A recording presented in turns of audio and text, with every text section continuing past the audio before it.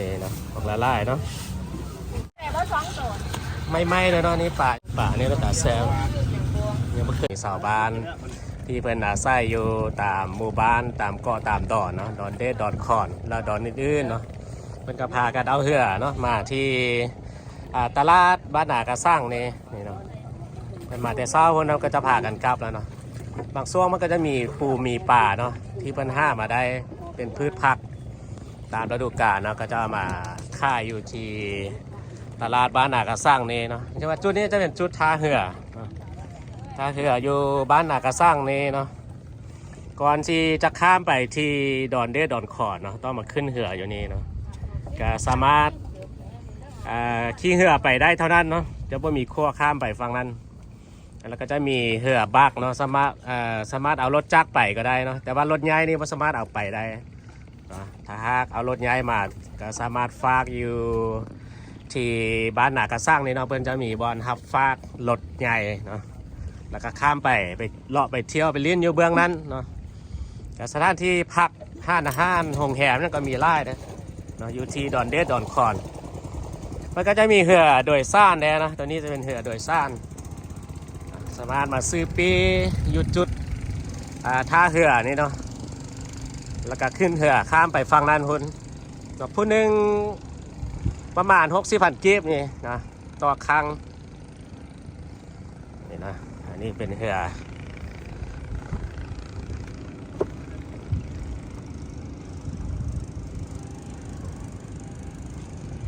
ซื้อปีแล้วก็มาขึ้นเรืออยู่นี่เนาะ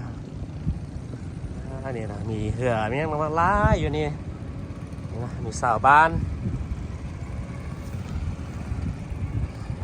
เดี๋ยวจะพาย่างเลียบไปตามท่าเรือนี่เนาะ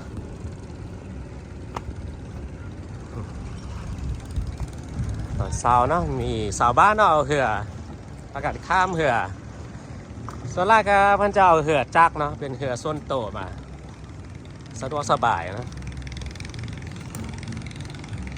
อยู่ทางภาคใต้นี่ส่วนแรกเพิ่นก็จะใช้เรือทางด้านเนาะว่าอยู่ตามก็ตามดอนเนาะ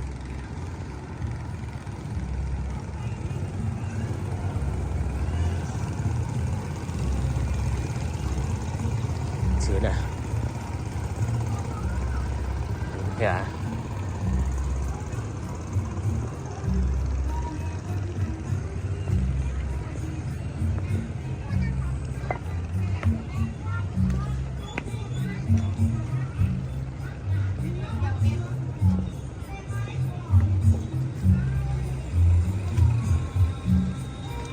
นี่เป็นเหือสาวบ้านเนาะเป็นเหือจัก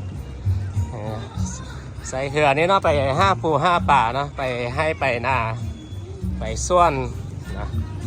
แล้วก็ค่าอยู่ตามเกาะตามดอนนะมาแต่เช้าเลยเนาะเอาป่ามาค่ายปะโอ้มาซื้อเครื่องเนี่ยมาซื้อเครื่องบางช่วงมันก็จะมีป่าเนาะเลยป่าเนาะ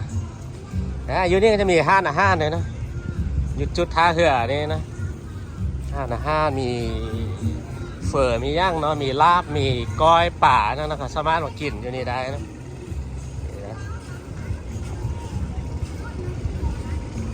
นี่นะสาบานเนาะการเอาป่าย่างเรามาฆ่าอยู่นี่เนาะจุดท่าเหือนี่แต่ว่าสลับตลาดแต่เท่าจะยางไปอีกประมาณหนึ่งเนาะอันนี้เนาะป่าเนาะสดๆใหม่ๆเลยนี่เนาะออกละลายเนาะก็จะมีพ่อค้าเนาะมาหับซื้ออยู่จุดทางเหือนี่เนาะนี่นะมีออกละลายเลยเนาะป่าสะอ่อนเนาะป่าเพี้ยป่ายังเนาะมีไล่ป่าเนาะเยอะเลยสดๆใหม่ๆเลยเนาะ นี่นะมีปลายังปลาย่อนวะนี่เนาะแซ่บนะปลานี่นะปีกนะสุดยอดนะปลาเพี้ยปลาเข่งเนาะแล้วก็ปลาอื่นๆเนี่ยเนาะมีไล่นะสดๆใหม่ๆนะมันได้มาใหม่ๆนะมาฆ่าอยู่นี่แล้วมันก็กลับนะนี่นะนี่พอค้าแม่ค้ามันก็มาซื้อแล้วก็แพ็คเนาะแพ็คใส่เป็นแก๊สแบบนี้เลยเนาะน้ำก้อนใส่แล้วก็ส่งออกต่างเมืองต่างแขวงเนาะแต่เห็นเพื่อนเอาไปค่ายอยู่ที่นครหลวงเวียงจันทน์เลยเนาะก็เคยไปซื้ออยู่ที่ตลาดนครหลวงเวียงจันทน์นะนี่ ได้บ่ได้บ่สองตัว ไม่เลยเนาะนี่ป่ายังเนาะปิ้งเลยแซ่ป่านี่นะได้มาไม่เลยยอดนะโอ้ได้ของล่าเนาะซวงนี่ป่านี่ขึ้นนะมันก็จะเป็นบางซวงเนาะบางซวงนะป่านี่นะป่าสะอ่อนเนาะของไล่เลยนี่นะอันนี้ป่าปึงมันเนาะมีป่าปึงป่าอื่นๆนี่เนาะป่าปากป่าเพี้ยป่าแค่ป่าเคิงนี่นะบรรยากาศอยู่ดีนะละลายนะป่านี่นะเยอะเลยเนาะป่านี่ก็ตาแซวยังไม่เคยกินนะป่านี่นะสุดยอดเลยจมมึงแม่นี่นะละลายเนาะป่าสาวๆน้องสาวบ้านจะมาค่ายนี่นะนี่ป่าด้อยป่าใหญ่อันนี้ป่าปากนะเป็นปิ้งนะปิ้งละแซ่บปาน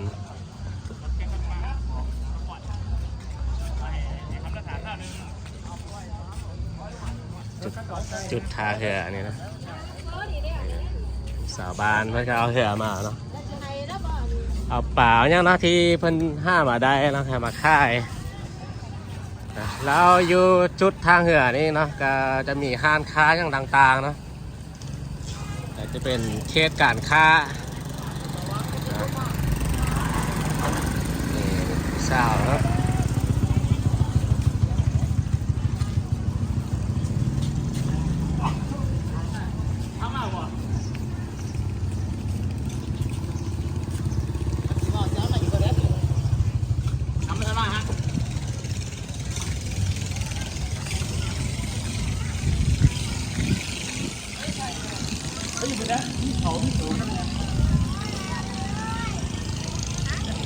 หารค้าอย่างต่างๆอยู่นี่นะค่ายเครื่องทั่วไป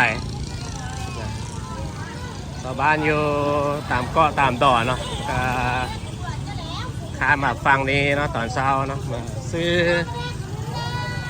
เครื่องใช้หรือว่าห้างการกินนิดนึงเนาะ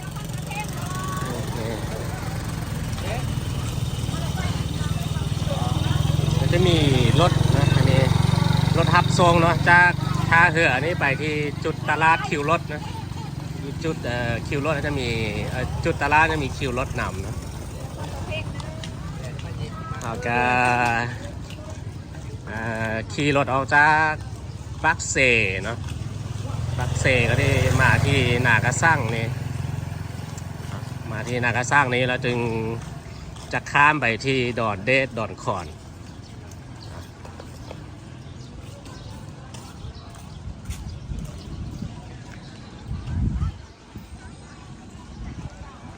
เอาย่างไปประมาณนึงเนาะตลาดนะมันจะมีตลาดสุ่มสนเนาะตลาดเซาเดี๋ยวก็จะพาไปรอเบิ่งเนาะตลาดเซาโซนนี้เราจะมียังเนาะอาหารกันกิน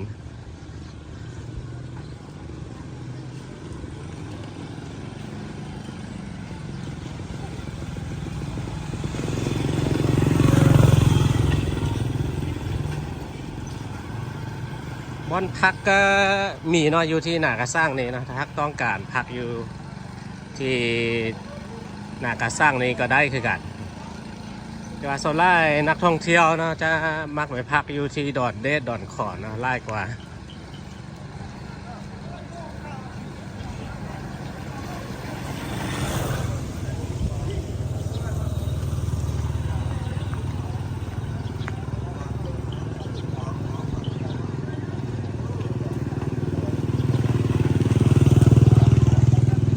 ก็มื้อนี้ฝนก็ตกนะตกลงมาประมาณนึงฝนก็ช่วงฤดูฝนนะก็จะมีฝนตกบางมื้อบางช่วงเนาะแต่ว่าบางช่วงนี่ก็จะตกหนักเลยเนาะคือช่วงแล้วนี่ฝนตกนะตกหนักแล้วก็น้ำขึ้นป่าน้ำคลองก็ขึ้นนะ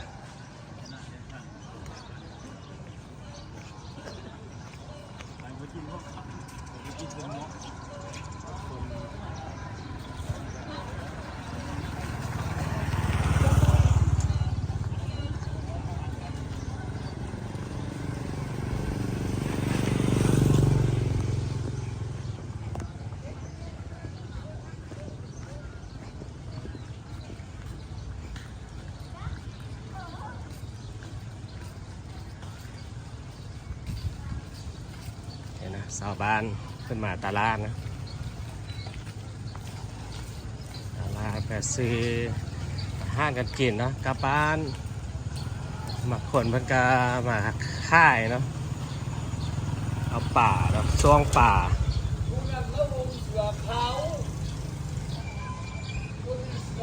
แต่ว่าป่าน้ำคลองนี่ก็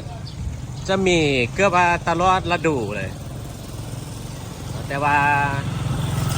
ช่วงน้ำขึ้นเนาะช่วงฤดูฝนป่านี่จะมีไร่เนาะ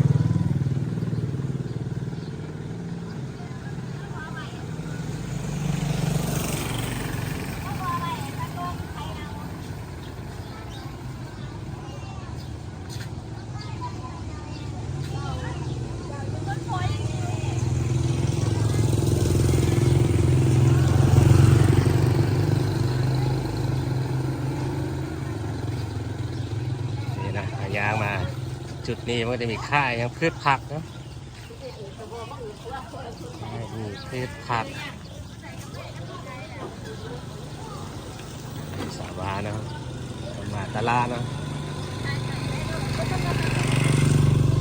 มันจะมีรถทับส่งนะไปมานะทักบ่ยากยางไปนะยางก็ได้นะก็ไม่ได้ไก่นะ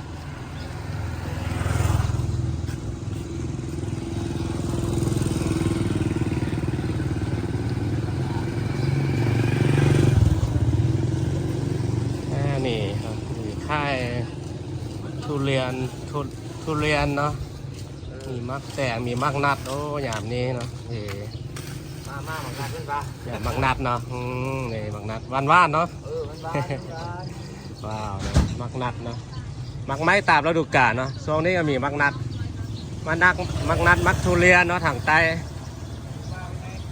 โอ้ยนี่นะค่ายป่านี่เนาะป่าแม่น้ำคลองนี่สะอ่อนเนาะป่าใหม่ๆสดๆงามๆแซ่บเนาะป่านี่เนาะแซ่บแท้เนาะ จุ่มกินเนาะแซ่บนี่นะเลือดได้3 โตนี่เนาะค่ายไปหมดแล้ว ค่ายหมดแล้วเนาะค่ายดีเนาะนี่มีน้องมักนัดเนาะก็มีไล่เนาะช่วงนี้อย่ามักนัดเนาะมักนัดมีป่าเนาะช่วงนี้ป่าขึ้นไล่เนาะก็เห็น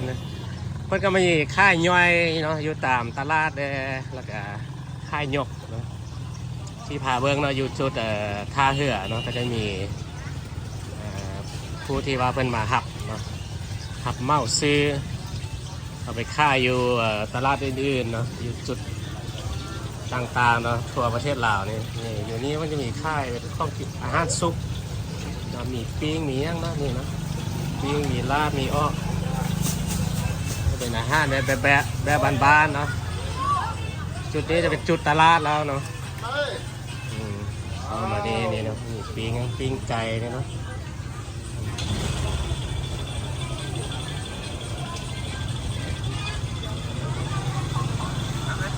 ตลาดอยู่ที่บ้านหนากระสร้างนี่เนาะตลาดนี่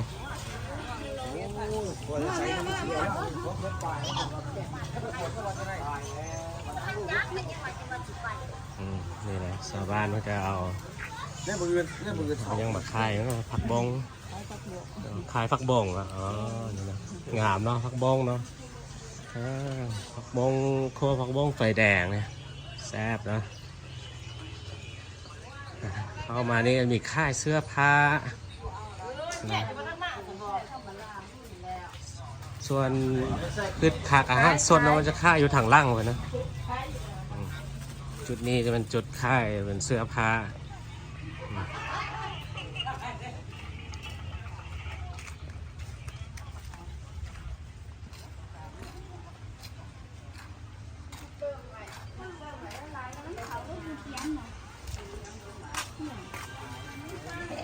เขาหนาฮะเวิร์กไปหนา